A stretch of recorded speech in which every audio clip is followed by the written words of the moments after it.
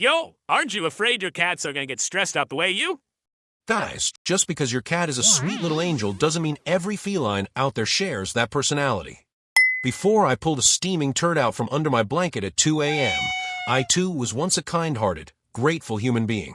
But the reason I now pull out the wildest, most unhinged tricks on some of these cats is because, believe me, they have shattered my tolerance levels time and time again. I live with 3 cats. Each of them has a wildly different personality, morality level, and frankly, a different definition of decency. To keep some sort of peace in the household, I have to treat each of them completely differently. Let me start with Sammy, my Siamese boy. Morally speaking, Sammy is what I'd call a good cat. He's been with me since last year, and I've only smacked him once, and that was when I was trying to put ear drops in, and he just wouldn't stop squirming. He's peed on the bed, pooped on the floor, even ripped a nasty fart in my face in the middle of the night, but I didn't hit him. Because despite his little acts of mischief, I can tell, deep down, Sammy has a good soul. Most of the time, he just wants to play. He'll walk over, swipe at me once, then scurry off, and peek from a distance. If I don't react, he'll come back and tap me again. So with Sammy, I've always taken the he's still teachable approach. When he messes up, I just scoop him up, let him hang out with me a bit, and honestly, he doesn't act out that often. Now let's talk about Larry. Larry is the one who once dropped a dingleberry out of his, but crawled into my blanket and wiped it all over my brand new hoodie. The most pissed I ever got was when he climbed onto a shelf and knocked down my YouTube silver play button like it was a cup of water. Yeah, I hit him for that. But then I realized something. After I hit Larry, he looked at me like a confused dog staring at an escalator. No fear, no regret, just pure confusion. Sometimes when he messes up and I storm over, he doesn't even run. He just stands there like, okay, what's up? That's when it hit me. Larry's not bad. He's just dumb as rocks. Since that day, I stopped hitting him. I now treat Larry like you'd treat a kid with no clue what planet he's on. I pity him. I work around his limitations. I mean, what else am I supposed to do? I adopted a cat with 2 brain cells, and both of them are fighting for 3rd place. And then there's Maverick. Maverick isn't dumb. Maverick is evil. I'd say 90% of the chaos in my house is directly tied to him. If he were a human, he'd be on death row with appeals pending. He knows what he's doing. He tests boundaries. He plots. He bullies the other cats. He steals their food. He commits high IQ crime. Take peeing on the bed, for example. All 3 have done it, but their reactions are night and day. When Sammy does it, I go to grab him, and he thinks I want to cuddle. He literally jumps into my arms. Clearly, he doesn't even realize that peeing on the bed is wrong.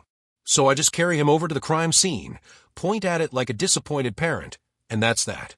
When Larry pees the bed, I approach, and he just stands there, completely still. Like, yes, father. He's so clueless, it's not even worth yelling. I just sigh, clean it up, and move on. He doesn't even get why I'm annoyed.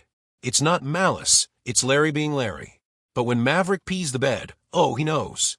The moment I sit down and feel the warm squish under me, that little bastard has already sprinted to the living room, poked his head out from behind the couch, and is watching me like he's streaming my reaction live. I haven't even raised my voice yet. He knows what he did. So yeah, I don't even hesitate. I grab him and press his face right into it. Each cat is a different boss level. You need different strategies. It's like difficulty scaling in video games, adjusted for each player. I based my cat parenting strategy on something called EO in gaming. It's a system that tunes the challenge level based on the player's skill. That's exactly what I do with these cats. The more wicked the cat, the more wicked I become. The kinder the cat, the kinder I act. Because most of my suffering as a cat owner comes straight from Maverick's furry little, but so naturally, my discipline plan for him is the most brutal. One clear example, when Maverick was younger, I used to cook him fresh meals every day. But as he got older and I got busier, I switched to dry food. He hated it, so he started flipping the food bowl over, scattering kibble across the entire room. At first, I thought he just ran into it by accident, so I even upgraded to a better brand. Then it happened again, and again. And that's when I realized this cat was testing me. So I changed tactics. When he flipped his bowl, I stopped picking up the food. I'd just pretend it didn't happen. Sometimes I'd even step on his kibble on purpose while he watched, then casually kick the bowl across the room. He'd have to hunt for every last piece of kibble. Guess what? No more flipped bowls. He used to hate being touched on the belly? I rubbed it more. Didn't want to be held? I'd hug him tighter. Didn't like my breath? I'd exhale right in his face.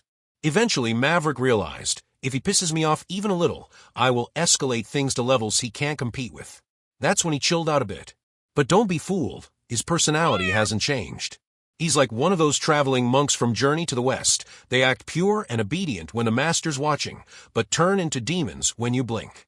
As soon as I turn my back, he's back to terrorizing the other cats. When Larry first moved in, Maverick was beating him 3 times a day, and sometimes with extra creepiness thrown in. If I hadn't stepped in, I don't think Larry would have survived the first month. Now, the moment I hear Larry scream, I don't even check. I go straight for Maverick. That's how you keep a genius criminal in check. And that's also how I always know which cat messed up when something breaks. I pretend to be mad and lunge toward all 3. If Maverick bolts first, it was him. If he stays, then it's either Sammy or Larry. And since Sammy and Larry look nothing alike, it's easy to tell which one. So here's my advice for fellow cat owners. Your morality and behavior need to adapt based on what kind of cat you're dealing with. If your cat is sweet and gentle, be kind. Be patient. Be the role model. If your cat is dumb, be the therapist. Show extra compassion. You can't fix stupid. You adopted it. And if your cat is evil, be the warden. Be scarier than they are. That's the only way to earn respect from a tiny, fluffy criminal. That, my friends, is my philosophy on cat ownership.